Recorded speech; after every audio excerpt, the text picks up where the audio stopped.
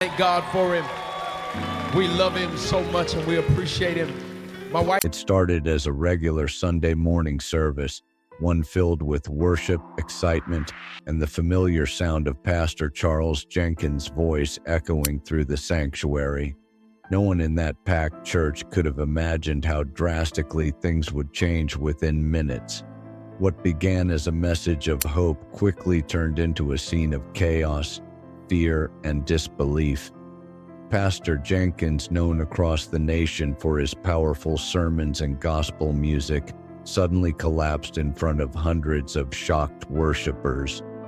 That single moment sent shockwaves not only through his congregation in Chicago, but across the entire gospel community. What unfolded that morning was far more than a medical emergency.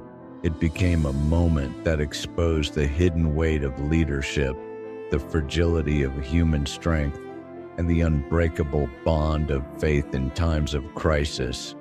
A sudden collapse in the sanctuary. The service had been going as usual. Pastor Jenkins stood at the pulpit preaching with his trademark passion. His words were full of energy and conviction, and his congregation responded with loud amens and applause. But midway through his sermon, his tone changed. His voice began to tremble slightly. His hand gripped the podium tighter, and his body language showed strain. Many thought it was just emotion, the power of the Spirit moving through him as it often did. But within seconds, that energy turned into alarm. His strength gave out, and to everyone's horror, he collapsed forward. The sanctuary erupted in panic. Screams filled the air as ushers and trained medical members rushed to the pulpit. Some called out his name. Others dropped to their knees in prayer, tears streaming down their faces. A few ran outside to call for help. Within minutes, paramedics entered the church with a stretcher. The joyful noise that had filled the building moments earlier turned into silence and sobs. As they carried Pastor Jenkins out, members of the congregation followed, many in tears, others praying under their breath for a miracle.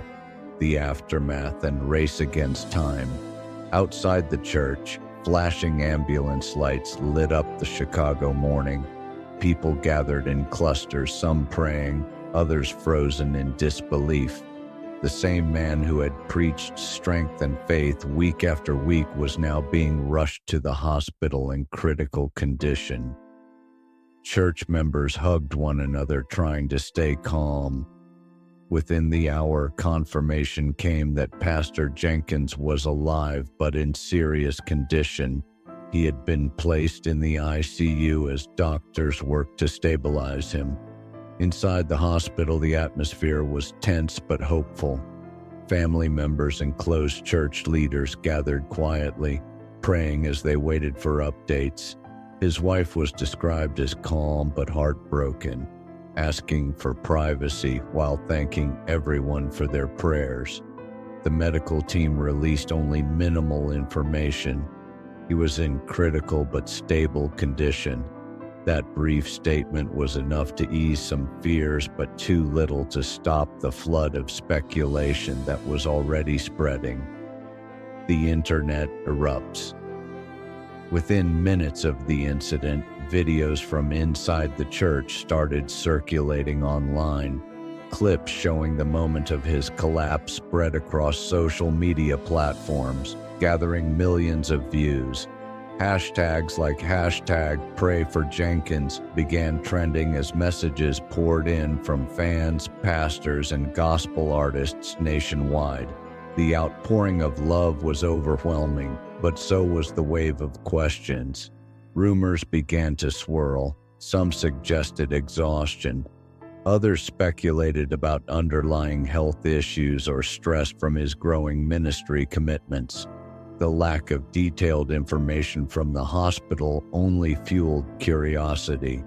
Soon, what began as a simple plea for prayer turned into heated debates about the pressures of modern ministry and the toll it takes on spiritual leaders. The hidden burden of leadership. Behind the public image of confidence and charisma, Pastor Jenkins had been living a schedule that would test even the strongest person. According to close associates, he had been traveling frequently, preaching at events, attending leadership meetings, and managing both church and music responsibilities without rest. Insiders quietly admitted that he had shown signs of exhaustion weeks before, but he had refused to slow down. This revelation sparked a difficult but necessary conversation, not just within his church, but across the entire gospel community. Pastors and leaders began openly discussing the hidden weight of leadership. Many admitted that they, too, often ignored their own health to serve others. Jenkins' collapse became a mirror reflecting a truth long avoided. Even spiritual leaders have limits. The church in crisis. Back at Fellowship Church, the atmosphere was heavy. The congregation that had always looked to Pastor Jenkins for strength was now facing its greatest test without him. Church elders held emergency meetings to plan next steps. Unsure of how long their pastor's recovery would take, they urged members to stay united and avoid speculation, asking everyone to focus on prayer. Despite those efforts, the situation revealed how dependent the church had become on one man's leadership. Behind closed doors, discussions about temporary replacements and possible succession began. For many, even imagining worship without his powerful presence felt impossible. Yet, his sudden health crisis made one thing clear: the ministry could not rest on the shoulders of a single person. It had to become a shared mission. The debate that followed. Even as prayers filled the air, debate continued online. Many supporters focused on faith, believing he would recover fully, but others used the moment to question the demanding expectations placed on pastors. Some critics argued that large congregations often overburden their leaders, expecting them to be endlessly strong, emotionally and spiritually available, and always performing at full capacity. For many observers, the situation felt like a wake-up call, not just for Fellowship Church, but for churches everywhere. The collapse was more than a health crisis. It was a symbol of burnout, pressure, and the danger of ignoring self-care in the name of ministry. As one elder reportedly said, "Maybe this happened to remind us that even our strongest leaders are human too." Lessons from a crisis. As days passed, the story evolved from shock to reflection. The focus shifted from rumors to reality, the reality that ministry, while sacred, can also be exhausting. Pastor Jenkins' collapse forced difficult but healing conversations about balance, rest, and support. Churches began evaluating how to protect their pastors from physical and emotional exhaustion. Mental health professionals and faith leaders joined the dialogue, urging congregations to create healthier environments for both pastors and members. The church also began emphasizing teamwork, encouraging more people to share responsibilities so that no single person carried the entire weight. For years, Jenkins had inspired others to push through pain and persevere. But now his own struggle was teaching a new kind of sermon, one about rest, humility, and the courage to slow down. A community united in faith. Through it all, one thing remained constant: the unwavering faith of the people. Night after night, prayer circles formed outside Fellowship Church. Songs that Jenkins himself had once written were now sung softly in his honor. His story united believers across denominations, reminding everyone that faith is not just about victory, it's also about endurance. Messages from across the country poured in, cards, videos, and letters from people whose lives he had touched. Even those who had never met him felt connected to his journey. For them, this was not just the story of a pastor's collapse.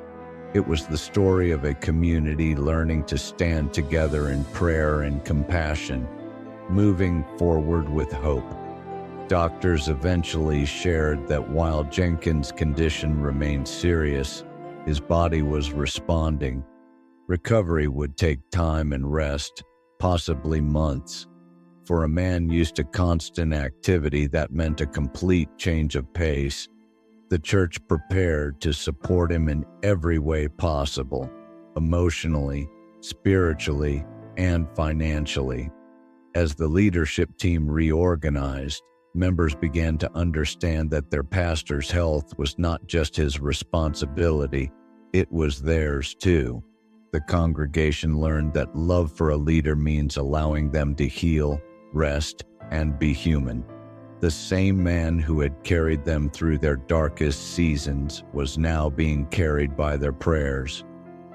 Conclusion: what happened that Sunday morning will forever be remembered, not only for the shock and fear it caused, but for the transformation it brought.